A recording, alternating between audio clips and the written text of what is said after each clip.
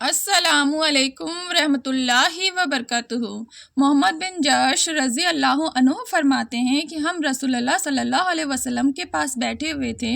آپ نے اپنا سر آسمان کی طرف اٹھایا، پھر ہاتھ اپنی پیشانی پر رکھا، پھر فرمایا سبحان اللہ، کتنی سختی نازل ہوئی ہے۔ ہم لوگ خاموش رہے اور ڈر گئے۔ جب دوسرا دن ہوا، میں نے آپ صلی اللہ علیہ وسلم سے پوچھا، اللہ کے رسول، وہ کیا سختی ہے جو نازل ہوئی؟ آپ نے فرمایا، قسم ہے اس ذات کی جس کے ہاتھ میں میری جان ہے، اگر ایک شخص اللہ کی راہ میں قتل کیا جائے، پھر زندہ کیا جائے، پھر قتل کیا جائے، پھر زندہ کیا جائے، پھر قتل کیا جائے اور اس پر قرض ہو تو وہ جنت میں داخل نہ ہوگا جب تک اس کا قرض ادا نہ ہو جائے۔ اس کی وضاحت یہ ہے کہ جو شخص لوگوں کا مال قرض کے طور پر ادا کرنے کی نیت سے لیتا ہے، جو اللہ تعالیٰ اس کی طرف سے ادا کرے گا، اور جو شخص دینے کی نیت کے بغیر قرض لیتا ہے تو اللہ تعالیٰ اسے تباہ کر دے گا۔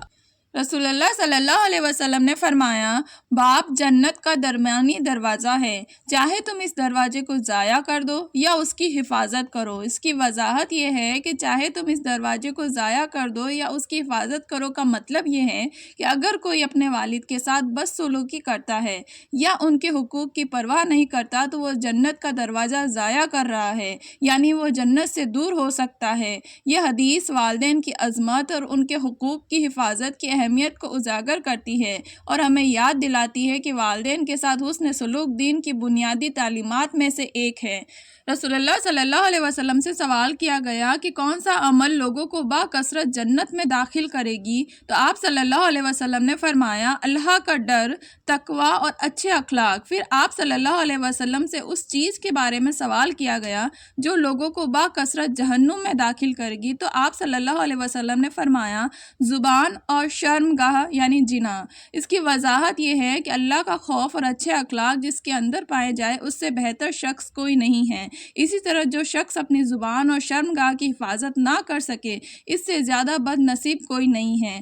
ہر صبح انسان کے جسم کا سارا حصہ زبان سے کہتے ہیں، اے زبان، اگر تو سیدھی رہی تو ہم سیدھے رہیں گے، اور اگر تو ٹیڑھی رہی تو ہم بھی ٹیڑھے ہو جائیں گے۔ نبی کریم صلی اللہ علیہ وسلم نے فرمایا، جو شخص اپنے بیمار مسلمان بھائی کی عیادت کے لیے آ رہا ہو تو وہ ایسا ہے جیسے جنت میں چل رہا ہے، یہاں تک کہ وہ بیٹھ جائے، اور جب وہ بیٹھ جاتا ہے تو اللہ کی رحمت اس کو ڈھانپ لیتی ہے، اور صبح کا وقت ہو تو شام تک 70,000 فرشتے اس کے لیے رحمت اور بخشش کی دعا کرتے ہیں، اور اگر شام کا وقت ہو تو صبح تک 70,000 فرشتے اس کے لیے رحمت کی بخشش کی دعا کرتے ہیں۔ اس کی وضاحت یہ ہے کہ اس حدیث میں فرشتوں کا عیادت کرنے والوں کے لیے دعا کرنا اس کے بلند مقام اور اللہ کی رحمت کی طرف اشارہ کرتا ہے۔ فرشتے صرف اللہ کے حکم سے دعائیں کرتے ہیں، اور ان کا کسی کے لیے بخشش کی دعا کرنا اللہ کی خاص رضا کی علامت ہے۔ نبی کریم صلی اللہ علیہ وسلم نے فرمایا، حیا ایمان کا ایک جز ہے، اور ایمان والے جنت میں جائیں گے، اور بے حیائی کا تعلق ظلم سے ہے، اور ظالم جہنم میں جائیں گے۔ اس کی وضاحت یہ ہے کہ رسول اللہ صلی اللہ علیہ وسلم نے فرمایا، تم میں دو خصلتیں ہیں جو اللہ کو محبوب ہے،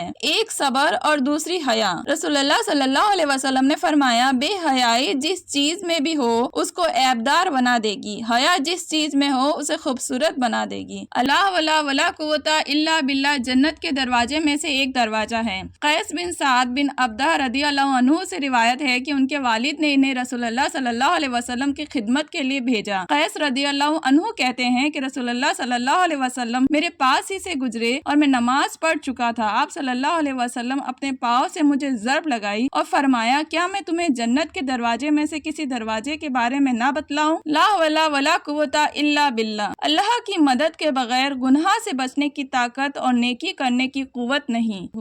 نماز کی صفوں کو مکمل کرنے والوں کے لیے جنت میں گھر تعمیر کیا جائے گا۔ عائشہ رضی اللہ عنہا سے روایت ہے کہ رسول اللہ صلی اللہ علیہ وسلم نے فرمایا، جس شخص نے نماز کی صفوں کے درمیان خالی جگہ کو پورا کیا تو اللہ سبحانہ اس کے لیے جنت میں گھر بنائیں گے اور اس کے درجات بلند کر دیے جائیں گے۔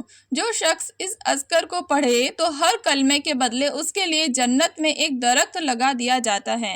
رسول اللہ صلی اللہ علیہ وسلم نے فرمایا، جس شخص نے کہا سبحان اللہ والحمد للہ ولا الہ الا اللہ واللہ اکبر، اللہ سبحانہ ہر کلمے کے بدلے اس کے لیے جنت میں ایک درخت لگا دیں گے۔ نیک شوہر بیوی جنت میں بھی ساتھ میں رہیں گے۔ قرآن مجید کی سورہ نمبر 13 سورہ الرعد آیت نمبر 23 میں اللہ تعالیٰ فرماتے ہیں ہمیشہ رہنے والے باغات جس میں وہ ہمیشہ رہیں گے، مطلب جنت میں، اور ان کے باپ دادا اور ان کی بیویاں اور ان کے اولاد میں سے جو بھی نیکوکار ہوں گے، اور فرشتے ہر دروازے سے ان کے پاس آئیں گے۔ اس آیت سے واضح ہے کہ باپ دادا بیویاں جو بھی نیک ہوں گے وہ سب آخرت میں جنت میں ملیں گے۔ سبحان اللہ۔ اللہ حافظ۔